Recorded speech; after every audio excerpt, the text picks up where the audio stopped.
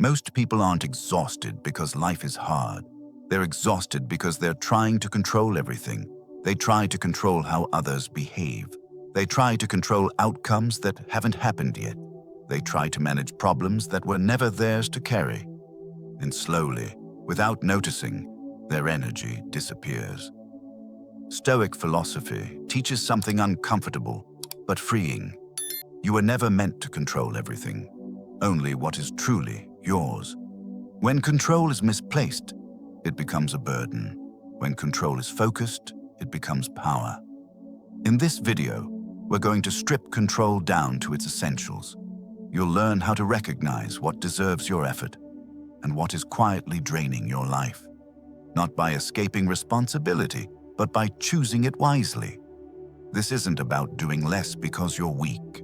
It's about letting go because you're disciplined.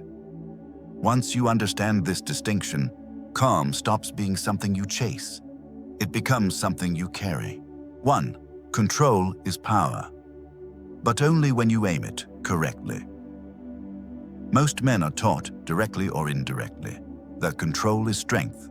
Control your situation, control the people around you, control the outcome. And for a while, that belief seems to work. You push harder, manage tighter, stay alert, you feel responsible, you feel needed, you feel in charge. But over time, something changes. You notice that no matter how much effort you invest, the world doesn't become calmer, it becomes louder, more demanding, more unpredictable. And instead of feeling powerful, you feel tense, irritable, drained. That's because control, when aimed in the wrong direction, stops being power. It becomes pressure. Stoic philosophy makes a distinction most people never learn. Control itself is neutral. It can either build you up or quietly destroy you. The difference is not how much you control, but where you place it. Many men waste their best energy trying to control things that were never meant to obey them. Other people's moods, other people's decisions, the way the world should respond to their effort. When those things resist, and they always do, frustration follows. Not because you're weak, but because you aimed your control at something uncontrollable. The Stoics observed this centuries ago. They noticed that the more a person tries to dominate external forces, the more enslaved he becomes internally. His peace depends on cooperation that he cannot guarantee. His confidence rises and falls with outcomes he does not own. That's not a strength. That's dependence disguised as authority. Real control works differently. It doesn't chase everything. It filters. It asks a simple, uncomfortable question. Is this actually mine to command? Your thoughts are yours. Your judgments are yours. Your choices are yours. Your actions are yours. Everything else is negotiable at best and hostile at worst. When you focus your control inward, something remarkable happens.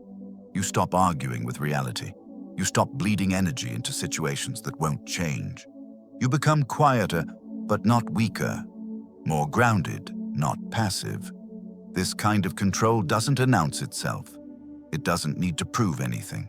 It shows up as a restraint, as composure, as the ability to stay steady when others spiral.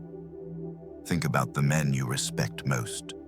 Not the loudest ones, not the angriest, the ones who seem unshaken, who doesn't react to every provocation, who doesn't need to win every exchange to feel whole. That calm is not accidental.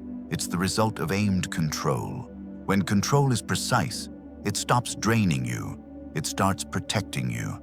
Your energy stays intact because it's no longer scattered across battles you cannot win. Power, in the Stoic sense, is not about bending the world to your will. It's about refusing to let the world bend you out of shape. Once you understand that, control stops feeling heavy. It starts feeling clean, deliberate, and deeply freeing. 2. The Stoic filter. What is actually in your control? Most stress doesn't come from what happens to you. It comes from confusion about ownership. You wake up already carrying things that don't belong to you. Someone else's reaction, someone else's expectations, a future outcome you haven't reached yet. And because you haven't separated what is yours from what is not, everything feels personal, everything feels urgent, everything feels heavy. Stoic philosophy cuts through this confusion with brutal clarity. It introduces a simple filter, one that immediately reduces mental noise if you apply it honestly. Some things are fully under your control, and some things never were. Your thoughts are yours. You decide how you interpret events. Your judgments are yours. You choose what meaning you assign. Your actions are yours. You control what you do next. That's it. Everything else exists outside that circle. Other people's emotions are not yours to manage. Their opinions are not yours to correct. The outcome of your effort is not yours to command. This isn't pessimism. It's accuracy. Most people resist this idea because it feels like losing leverage. But the opposite is true. The moment you stop wasting energy on what you can't control, your influence over what you can control becomes sharper. Think about how much time you spend replaying conversations in your head. What you should have said, what they might think, how things could go wrong. None of that improves your next decision. It only drains the present moment. The Stoic filter asks one question before every emotional reaction. Is this within my control, or am I borrowing anxiety from the future? When you apply this filter consistently, something subtle but powerful happens. You stop arguing with reality. You stop demanding guarantees before acting. You stop needing the world to cooperate before you feel steady. This doesn't make you passive. It makes you efficient. You still prepare. You still act with intention. But you release the illusion that effort guarantees outcome. That illusion is one of the biggest sources of burnout for men. You do everything right, yet the result doesn't match the effort. And because you tied your sense of control to the result, disappointment feels personal. The Stoic approach untangles that knot. You judge yourself by the quality of your choices, not by the applause they receive. You measure success by alignment, not by approval. That shift alone restores a sense of internal order most people haven't felt in years. Clarity creates calm, not because life becomes predictable, but because you do. Once you know what belongs to you, you protect it fiercely. Once you know what doesn't, you stop chasing it. And in that space, between control and acceptance, your energy returns. Not louder, not aggressive, just steady. That is the kind of strength that lasts. 3. Why trying to fix everything is quietly draining your life. Many men don't burn out because they're lazy or undisciplined. They burn out because they've been carrying responsibilities that were never truly theirs. Somewhere along the way, being strong became confused with fixing everything. You step in to smooth conflict. You absorb tension to keep things running. You take responsibility for outcomes you don't fully control. And at first, this feels noble, but over time, it becomes exhausting. Stoic philosophy looks at this pattern with unusual honesty. It doesn't praise constant fixing. It questions it. Because when you try to fix everything, you quietly teach yourself that peace depends on conditions outside you. Your calm becomes conditional. Your worth becomes tied to results. And every new problem feels like a personal failure waiting to happen. This is how energy leaks without drama. Not in one big collapse, but in small daily drains. You replay conversations you wish had gone differently. You worry about how others will respond. You feel responsible for moods, reactions, and situations you didn't create. None of this improves your character or your effectiveness. It only scatters your attention. The Stoics understood something modern culture often ignores. Not every problem is yours to solve. Some problems belong to other people's choices. Some belong to timing. Some belong to reality itself. When you try to rescue every situation, you don't become more useful. You become more depleted. There's a difference between responsibility and ownership. Responsibility means acting with integrity where you have agency. Ownership means carrying the emotional weight of outcomes that don't belong to you. Most exhaustion comes from confusing the two. Think about relationships that constantly feel heavy. Work environments that demand emotional labor without boundaries. Family dynamics where you're expected to stabilize everyone else.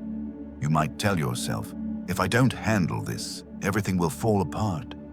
But that belief often keeps you trapped in a cycle of over-functioning. Stoicism doesn't encourage indifference. It encourages discernment. It teaches you to ask quietly but firmly, is my effort here actually effective, or am I just trying to relieve my own discomfort with uncertainty? When you stop trying to fix what you cannot truly influence, something surprising happens. You don't become less engaged. You become clearer. Your actions become cleaner because they're no longer driven by anxiety. You help when help is possible. You step back when it's not. And you stop confusing motion with progress. This shift restores energy because it restores honesty. You no longer pretend that effort guarantees control. You no longer punish yourself for outcomes that resist you. Instead, you act where your choices matter and release the rest without resentment. Trying to fix everything feels responsible, but it quietly drains your life. Learning what to leave alone is not neglect, it's wisdom. And once you internalize that distinction, your energy stops bleeding into problems that were never asking for your sacrifice in the first place. 4. Letting go is not weakness, it's discipline. For many people, letting go feels like failure. It sounds like quitting, avoiding, or giving up ground. Especially for men, the idea of releasing control can trigger something deeper, a fear of looking passive, careless, or defeated. So instead of letting go, they hold on. They argue longer than necessary. They replay situations that are already over. They stay emotionally invested in battles that offer no real return. Stoic philosophy challenges this instinct directly. It teaches that letting go is not an emotional reaction. It's a deliberate act of discipline. Weakness is clinging to what drains you. Discipline is choosing what deserves your strength. When you let go the Stoic way, you're not surrendering your values. You're withdrawing your energy from places where it's being wasted. That distinction matters. One is avoidance, the other is self-command. Think about how often people feel compelled to respond immediately. A comment provokes you. A criticism hits a nerve.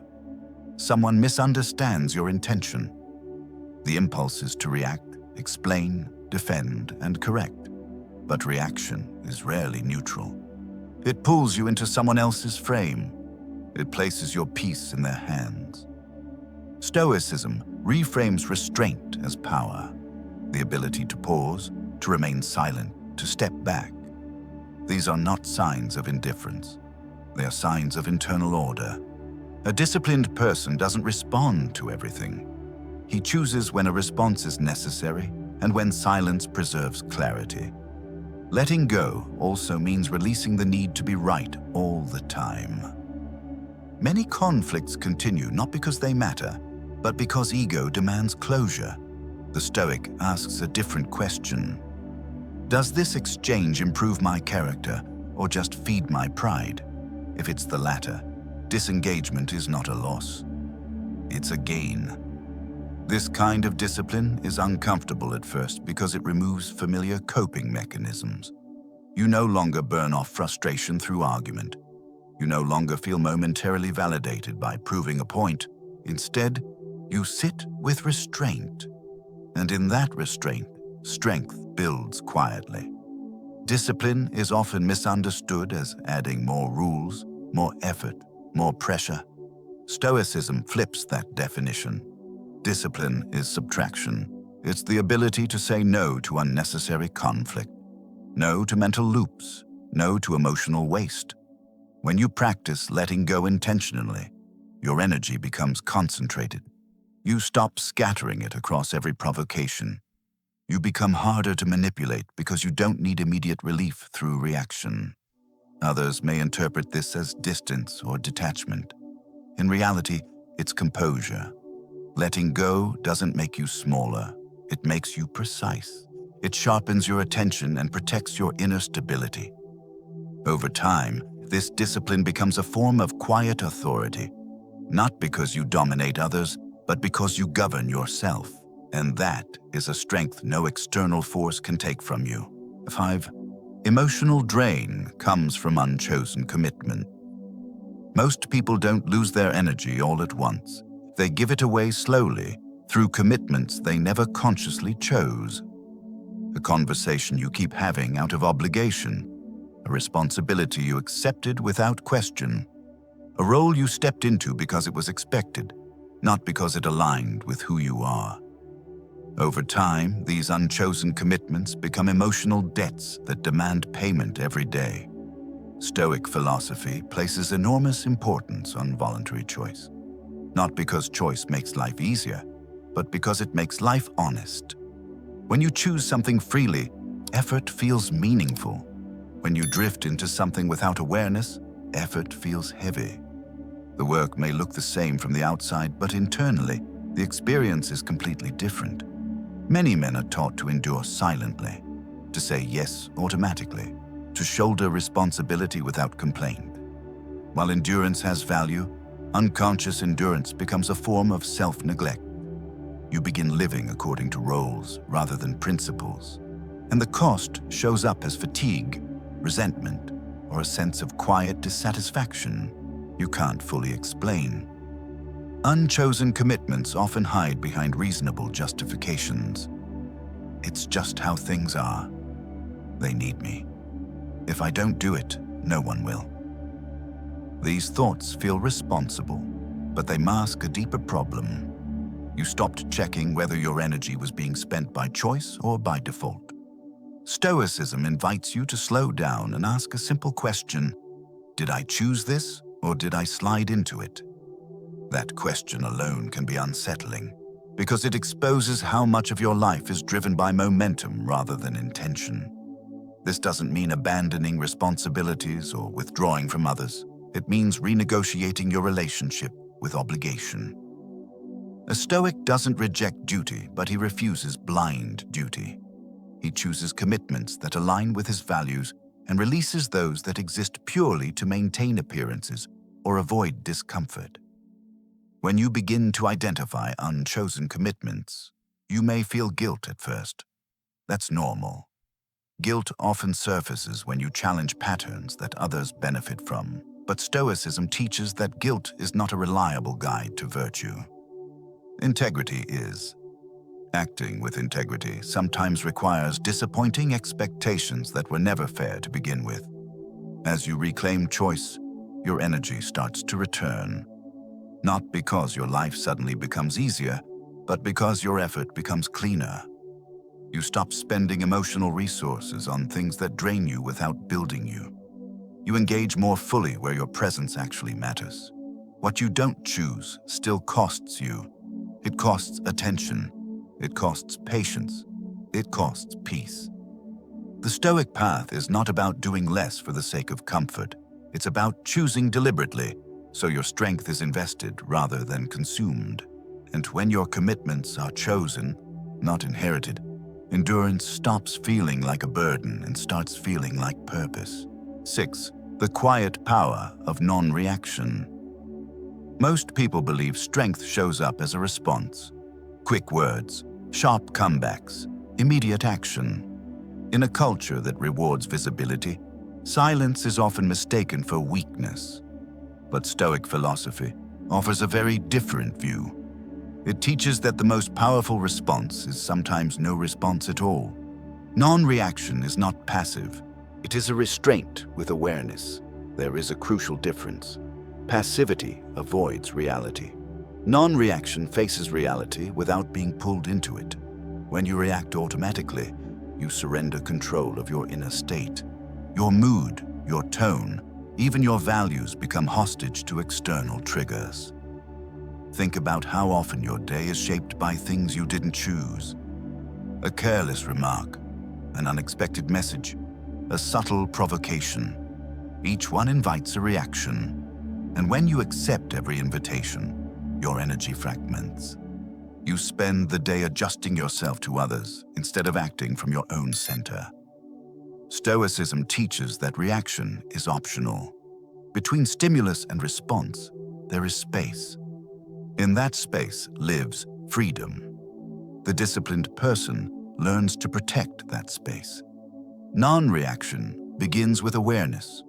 You notice the surge of emotion without immediately obeying it. Anger, defensiveness, anxiety. These are signals, not commands. The Stoic does not suppress them, nor does he indulge them. He observes, then decides. This practice becomes especially powerful in environments designed to provoke. Social media thrives on reaction. Conflict escalates because people feel compelled to respond instantly. When you refuse to react on cue, you remove yourself from the cycle. You stop feeding dynamics that drain you. Non-reaction also applies to personal relationships, family triggers, workplace tension, old patterns. They all rely on predictability. People expect you to respond the way you always have. When you don't, the pattern weakens. Not through confrontation, but through the absence of fuel. This does not mean staying silent forever or avoiding difficult conversations.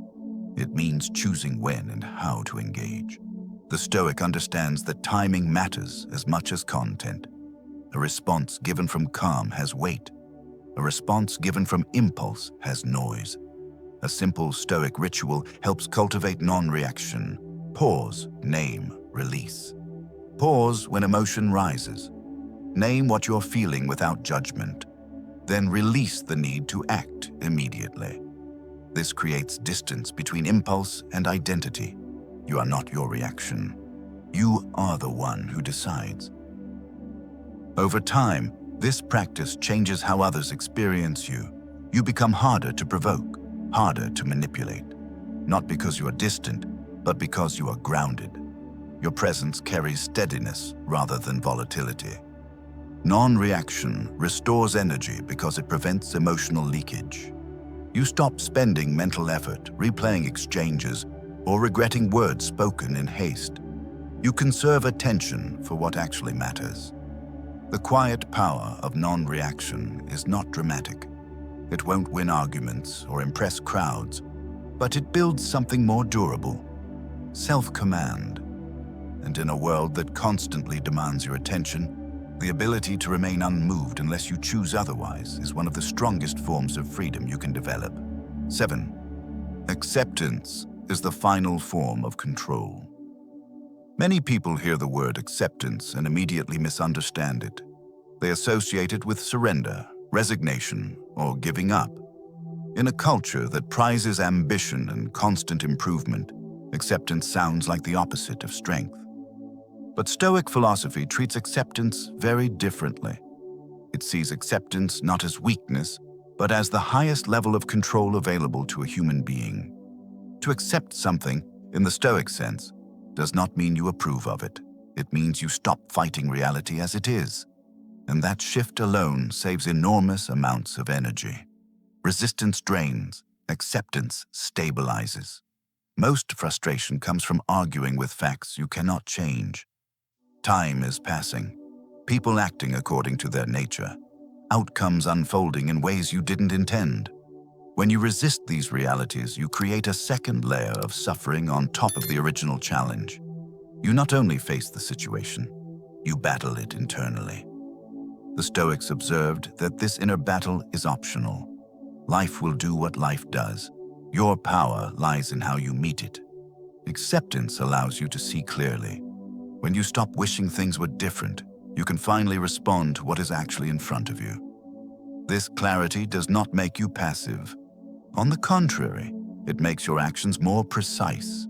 You act from understanding instead of frustration. Consider how much energy is lost if only thinking.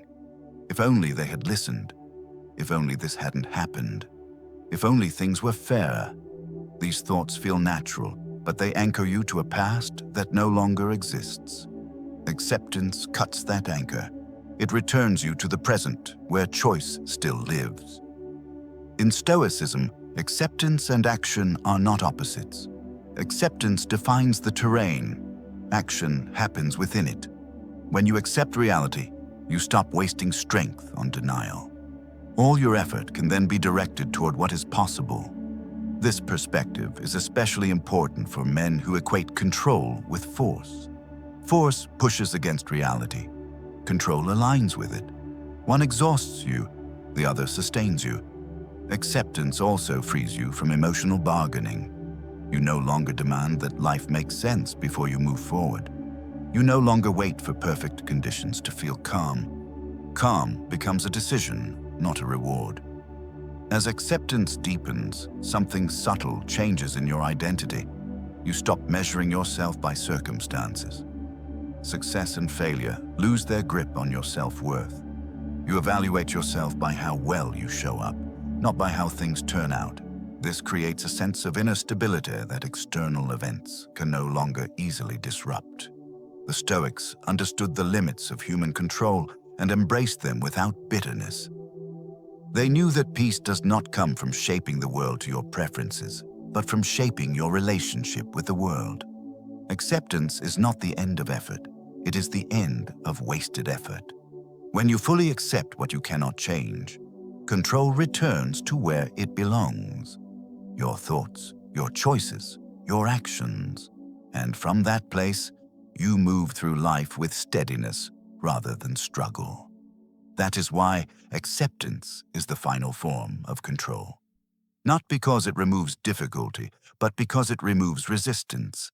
And without resistance, your energy flows toward purpose instead of being lost in frustration. In this video, we've walked through a truth that is simple to understand, but difficult to live. Not everything needs your control, and not everything deserves your energy. Strength doesn't come from tightening your grip on life. It comes from knowing where to place it. You become stronger when you control your thoughts instead of trying to manage other people. When you choose your commitments carefully instead of carrying every responsibility by default. When you release reactions instead of letting emotions pull you off center. Stoic philosophy doesn't promise a life without problems. It offers something far more realistic, a way of living that isn't worn down by them. From today forward, practice one small thing. Whenever you feel drained, pause and ask yourself, is this truly within my control? If it isn't, permit yourself to let go, quietly, without explanation. That single habit protects your energy more than any force ever could. Thank you for spending this time with me. If these principles resonated with you, consider sharing this video with someone who may need clarity and steadiness right now. And I'll see you in the next video, where we continue building calm, discipline, and inner freedom through Stoic philosophy.